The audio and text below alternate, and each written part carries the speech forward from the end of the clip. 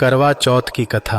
बहुत समय पहले की बात है। एक साहूकार के 7 बेटे और उनकी एक बहन करवा थी। सभी सातों भाई अपनी बहन से बहुत प्यार करते थे, यहाँ तक कि वे पहले उसे खाना खिलाते और बाद में स्वयं खाते। एक बार उनकी बहन ससुराल से मायके आई हुई थी। शाम को भाई जब अपना व्यवसाय बंद करके घर आए तो देखा कि उनकी बहन बहुत व्याकुल थी। सभी भाई खाना खाने बैठे और अपनी बहन से भी खाने का आग्रह करने लगे, लेकिन बहन ने बताया कि उसका आज करवा चौथ का निर्जल व्रत है और वह खाना सिर्फ चंद्रमा को देखकर उसे अर्घ्य देकर ही खाएंगी और चंद्रमा अभी तक नहीं निकला है। सबसे छोटे भाई से अपनी बहन की हालत देखी नहीं जाती और वह दूर पीपल के पेड़ पर एक दीपक जलाकर चलनी की ओट में रख देता है। दूर से देखने पर ऐसा प्रतीत होता है कि जैसे चतुर्थी का चांद उदित हो रहा हो।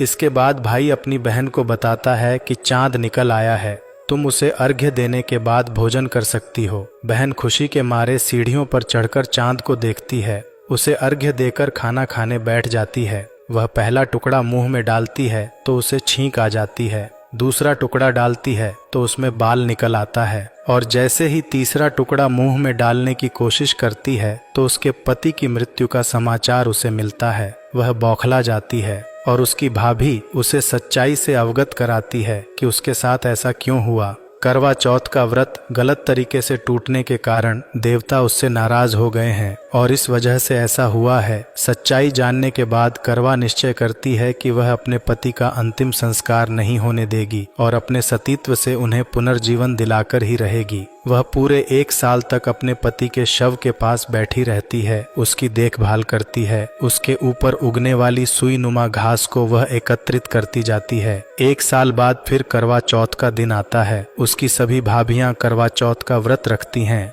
जब भाभियां उससे आशीर्वाद लेने आती हैं तो वह प्रत्येक भाभी से यह सुई ले लो प्रिय, सुई ले लो, मुझे भी अपनी जैसी सुहागिन बना दो, ऐसा कहती है। लेकिन हर बार भाभी कहती है कि अगली वाली भाभी को दे दो, ऐसा कहकर चली जाती है। इस प्रकार जब 6ठे नंबर की भाभी आती है तो करवा उससे भी यही बात दोहराती है। यह भाभी उसे बताती है कि चूंकि सबसे छोटे भाई की वजह से उसका व्रत टूटा था, अतः उसकी पत्नी में ही शक्ति है कि वह तुम्हारे पति को दोबारा जीवित कर सकती है, यानी 7वीं भाभी।